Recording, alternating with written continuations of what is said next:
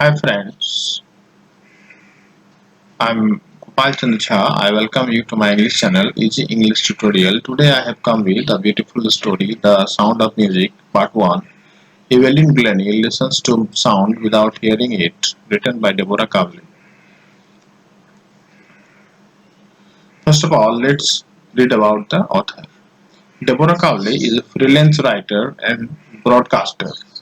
She was born in India, grew up in Toronto, and graduated in English from the University of Western Ontario and moved to Ottawa to work for the Unitarian Service Committee. She spent 2 years with the United Nations Relief and Works Agency UNRWA in Beirut before moving back to Ottawa to join a job with the Canadian International Development Agency CIDA. As she traveled the world with her diplomat husband, she worked as a reporter for CBC Radio in Washington, D.C., and on a posting to Cairo. She worked on several TV documentaries for CBC's Man Alive. Also in Egypt, she wrote the first official guidebook to Cairo since Baedeker's Guide in the 1940s. Theme of the story. Evelyn Glennie is the world's best multi-percussionist. She has got mastery over some thousand instruments with perfection. She listens to sound without hearing it.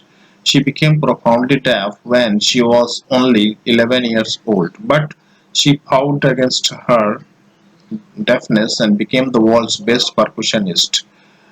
Through her dedication and hard work, she has become a source of inspiration for thousands of disabled persons. Explanation of the story now. The story opens with rush hour crowds jostling for position on the underground train platform in London. Evelyn Glennie, who was only 17-year-old then, was also on the platform as she felt the vibrations of the approaching train. She was nervous and excited both because it was her first day at the prestigious Royal Academy of Music in London and daunting enough for any teenager fresh from a Scottish farm. This aspiring musician faced a bigger challenge than most people because she was profoundly deaf. Evelyn Glennie's loss of hearing had been gradual. Her mother, Isabel Glennie, noticed something was wrong with her when she was only 8 years old. She was waiting to play the piano. They called her name, but she did not move. Seeing this, her mother realized that Evelyn had not heard. For quite some time, she managed to conceal her growing deafness from her friends and teachers, but by the time she was 11, her marks had deteriorated, and her headmistress urged her parents to take her to a specialist. It was then discovered that her hearing was severely impaired as a result of gradual nerve damage. They advised that she should be fitted with hearing aids and sent to a school for the deaf. Evelyn says that everything suddenly looked black. Evelyn was not going to give up. She was determined to lead a normal life and pursue her interest in music. One day, she noticed a girl playing a xylophone and decided that she wanted to play it too. Most of the teachers discouraged her, but percussionist, that is, drummer Ron Hobbs, spotted her potential. He began by tuning two large drums to different notes. He told her not to listen through her ears, but try to sense it some other way. Suddenly, she realized that she could feel the higher drum from the waist up and the lower on from the waist down. Forbes repeated the exercise, and soon Evelyn discovered that she could sense certain notes in different parts of her body. He had learned to open her mind and body to sounds and vibrations. She says that the rest was sheer determination and hard work. She never looked back from that point onwards. She toured the United Kingdom with a youth orchestra, and by the time she was 16, she had decided to make music her life. She auditioned for the Royal Academy of Music and scored one of the highest marks in the history of the Academy. She gradually moved from orchestral work to solo performances. At the end of her 3 year course, she had captured most of the top awards. For all this, Evelyn won't accept any hint of heroic achievement. She says that if you work hard and know where you are going, you will get there. Evelyn got right to the top, the world's most sought-after multi-percussionist with the mastery of some thousand instruments and hectic international schedule. It is intriguing, that is fascinating and curious to watch Evelyn function so effortlessly without hearing.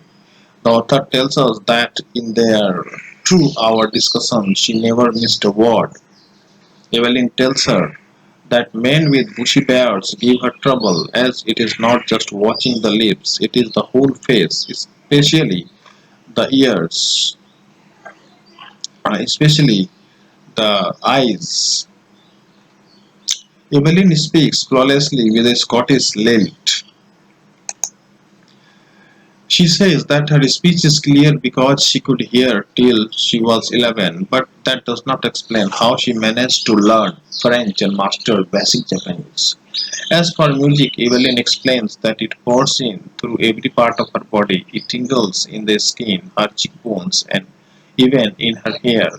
When she plays the xylophone, she can sense the sound passing up the stick into her fingertips. By leaning against the drum, she can feel the resonances flowing into her body. On a wooden platform, she removes her shoes so that the vibrations pass through her bare feet and up her legs. Evelyn was presented with the Royal Philharmonic Society's prestigious Soloist of the Year award in 1991.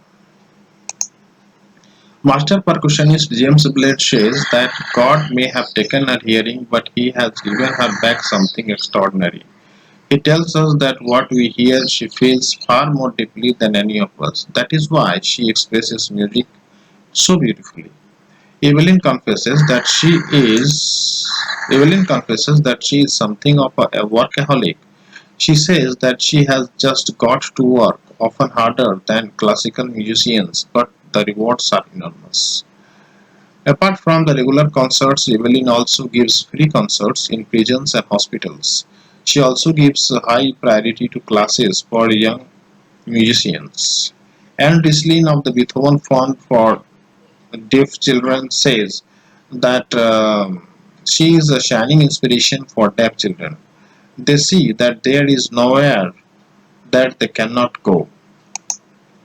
Evelyn Glennie has already accomplished more than most people twice her age can do. She has brought percussion to the front of the orchestra and demonstrated that it can be very moving. She has given inspiration to those who are handicapped. They look to her and say that if she can do it, I also can. And not the least, she has given enormous pleasure to millions. So friends, this was the story about Evelyn Glennie. Evelyn Glennie listens to sound without hearing it. I hope you will like it. Thank you very much for watching the channel. Please like, subscribe and share it. Thank you very much.